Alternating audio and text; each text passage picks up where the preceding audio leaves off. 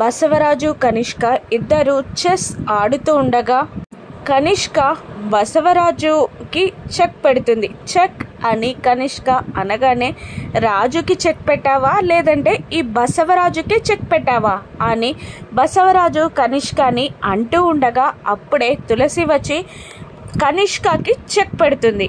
Check అని తులసి అనగానే Kanishka shock అవుతుంది.